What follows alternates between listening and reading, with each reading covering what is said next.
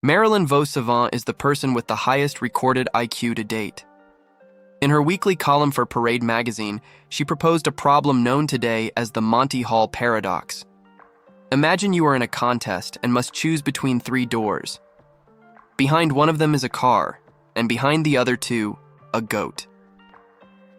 After you choose a door, the host opens one of the doors that contains a goat and offers you the option to switch doors. What would you do? Would you stick with your initial choice, or would you switch? If you think it doesn't matter and that the probability of winning remains the same, you're part of the 95% of people who fall for this trick, misled by their intuition, which mathematically fails. In reality, your chances of winning double if you switch doors. Do you want to know why? This result is so strange and counterintuitive that it bears the name of a paradox.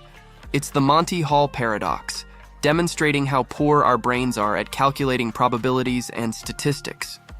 Don't feel bad if you fell for it. Almost everyone does. Try it out with friends or family and see how hard it is to understand.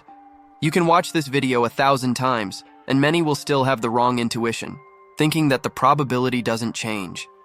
Not just your friend or work colleagues, but even those with advanced academic backgrounds in science, like doctors in physics and mathematics, can be mistaken.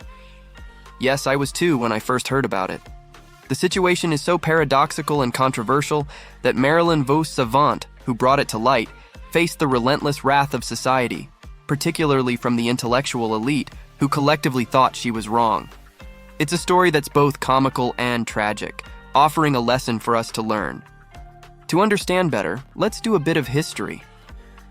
Although the original problem can be traced back to 1889 with Joseph Bertrand's box problem, it appeared in its current form in 1975 through Steve Selvon's letters. However, it didn't become popular until 1990, when Marilyn Savant published it in her Parade magazine question and answer column.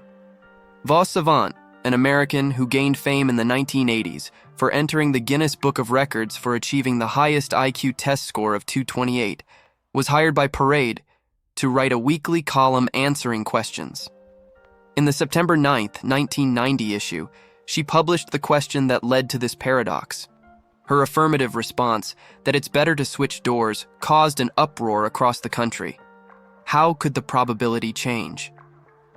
As a result, Savant received about 10,000 letters of protest, including over 1,000 from academics, physicists, and mathematicians, many of them not very friendly.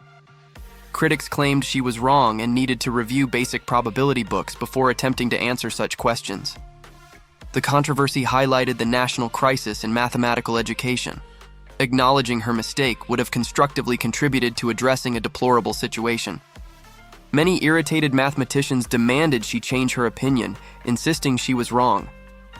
But the positive side was that if all these doctors were wrong, the country would be in serious trouble.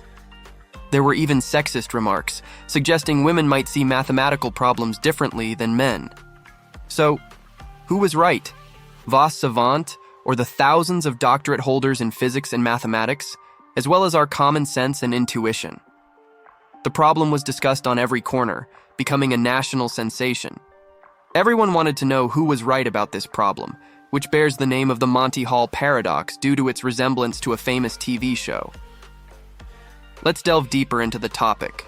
We'll review the formulation of this paradox and pay attention to the nuances, as they are very important. We have three doors, one with a prize. We don't know where the prize is, so we choose randomly, say door A, without opening it. The host, who knows the content behind the doors, opens one without a prize and then gives you the option to switch. What would you do? It turns out that it's most advantageous to switch doors, thereby doubling your chances of winning. It sounds counterintuitive, but that's the reality, as mathematics shows. But how can this be? If you chose the door before the other was opened, how can the probabilities change? Common sense tells us that initially, the probability of winning is 1/3, and when the host opens one of the doors, it becomes 50%, 1 out of 2. Although this reasoning sounds logical, it's wrong.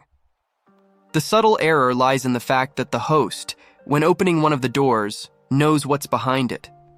He doesn't open doors randomly, he opens one where he knows there's a goat. Therefore, this act gives you information that updates the probabilities. You need more concrete evidence? Here are 5 proofs to dissect the Monty Hall problem. Let's start with simple logic. When you choose one of the 3 doors, your probability of winning is 1/3. Therefore, the probability that the prize is behind the other 2 doors is 2/3. When the host opens one of the other 2 doors, it doesn't change the probability of winning with the first door. It remains 1/3. Therefore, the remaining door accumulates a probability of 2/3, precisely double. Not convinced? Let's try another way. Counting. If you choose door 1 and the car is behind door 1, the host will open door 2 or 3. If you switch, you lose. If you stay, you win. If the car is behind door 2, the host will necessarily open door 3. If you switch, you win. Similarly, if the car is behind door 3. As you can see, by always switching, you win 2 out of 3 times, double the chance if you don't switch. This seems definitive, but let's suggest another way to clarify things. Exaggeration. Let's take it to the extreme. Now we have 100 doors with 1 car and 99 goats. You choose any door, say the first one. You know there's a 1 in 100 chance of being right, while in the other 99 doors there's a 99 in 100 chance the car is there. The host opens 98 doors behind which there's a goat.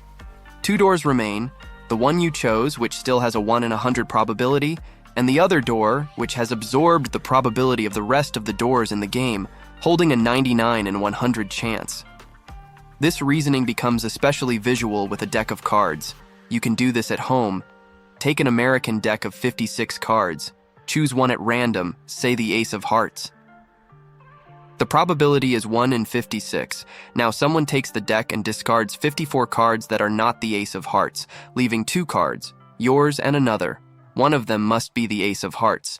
If you were given a choice, which would you choose as your Ace of Hearts candidate? The one you initially chose has a 1 in 56 probability of being the Ace of Hearts, while the other contains the rest of the probabilities, i.e. 55 in 56. I would choose the second one. And with 3 doors, it's exactly the same, though not as visually apparent. Simulation reveals that switching doors in a game is a superior strategy, with a success rate of 2/3 compared to 1/3 for not switching. Marilyn's work, despite causing upset in the scientific community, gained validation only through computer simulations, challenging intuition in probability assessment. This case underscores the fascinating application of Bayesian inference in statistics, exposing the limitations of human intuition. The struggle to grasp such problems may be rooted in psychological factors, including the endowment effect, status quo bias, and omission bias, all of which continue to be debated by cognitive psychologists. Now I ask you, who have caught on and understood what's going on in your brain? Why does it err in evaluating these probabilities? When you go to explain it to a friend, a family member, a classmate, a stranger, or co-workers, troll them to see their reactions when you tell them the solution to the problem. It will surely be a wonderful discussion to have over coffee,